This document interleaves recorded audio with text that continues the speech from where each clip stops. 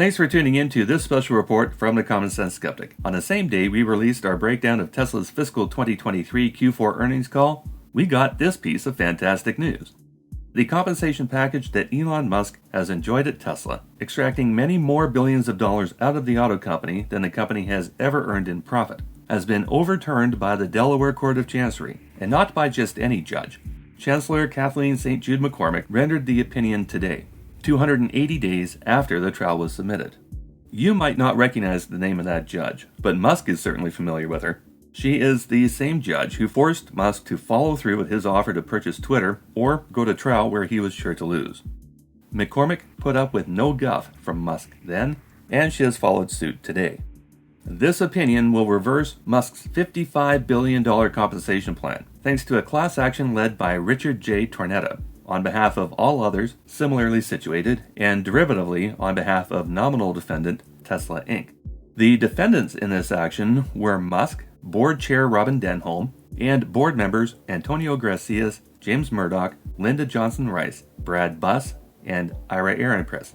It would appear that Musk's brother Kimball should have been on that docket as well, and he was in fact on the original filing from June 7, 2018.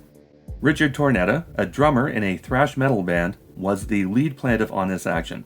As it turns out, Tornetta was actually one of the smallest investors in Tesla, holding only 9 shares of Tesla at the time he filed this suit.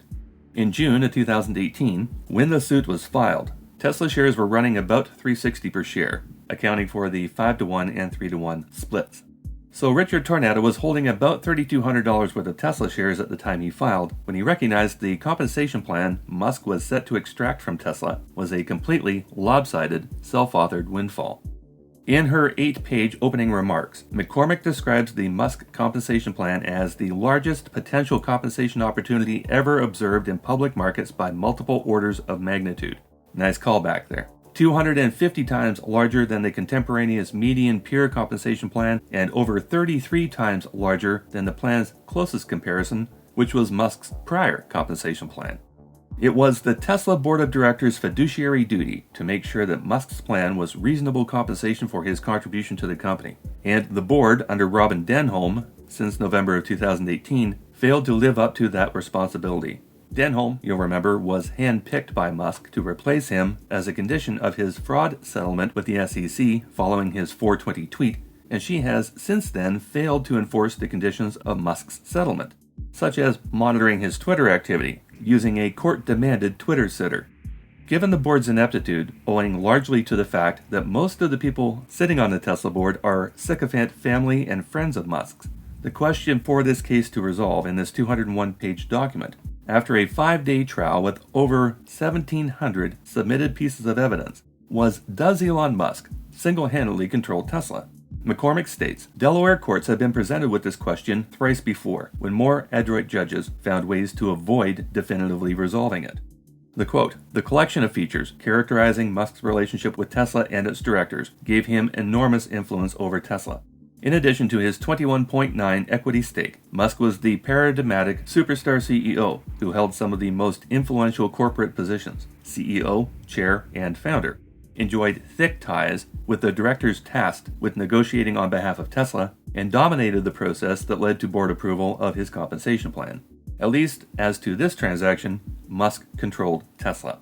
The defendants attempted to hide behind the fact that the compensation plan was approved by a majority of the minority shareholders, but the court found the board did not fully inform stockholders, and they misleadingly omitted details about the process.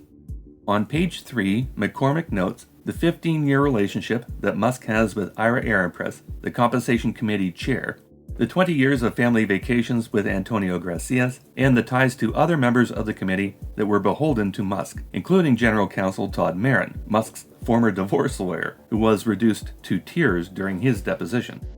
McCormick writes there was no meaningful negotiation over any aspect of the plan.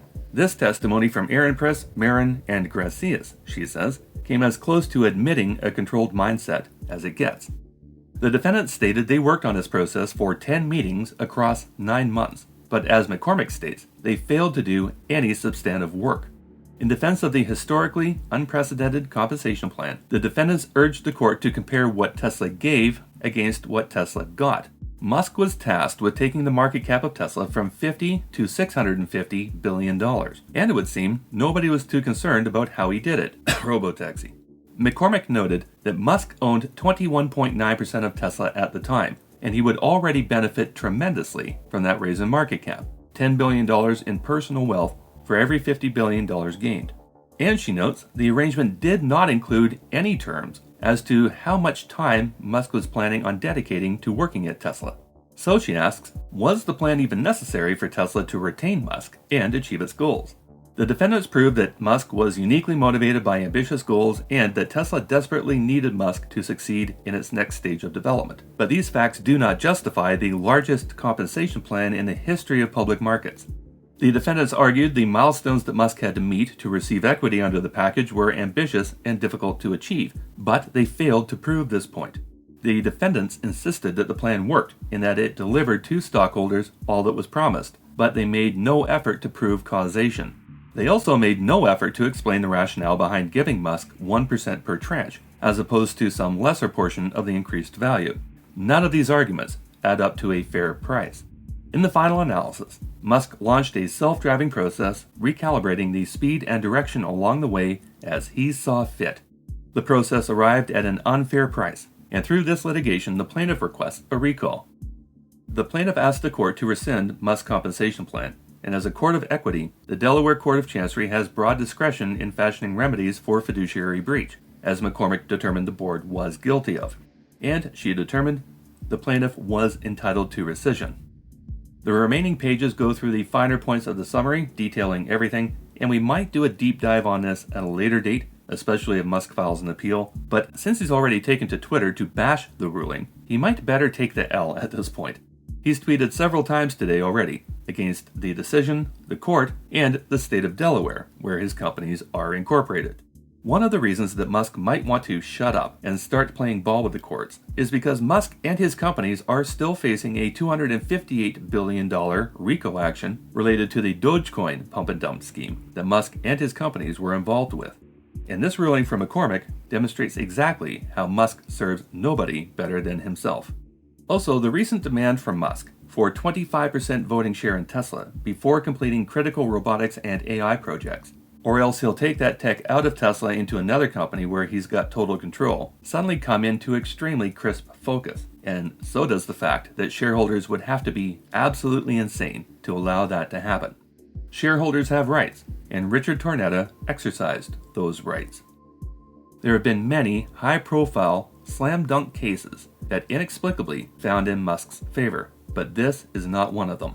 Shout out to Kathleen St. Jude McCormick for not fanboying when the sometimes richest man in the world sat in your witness box, as your predecessor fell prey to.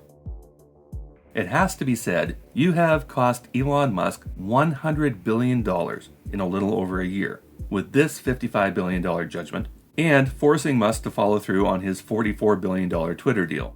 All we can say is the world needs more chancellors and judges like you. We'll be watching along as this decision is enforced, and not only how it's going to affect Musk's fortune, but also the reputation he relies on to attract money to his private companies. That's going to wrap up this special report. Thanks for tuning in on short notice, and we'll get back to producing our next episode. Like, share, subscribe, and ring that notification bell to help get the word out that Elon Musk's time as Teflon Elon is over.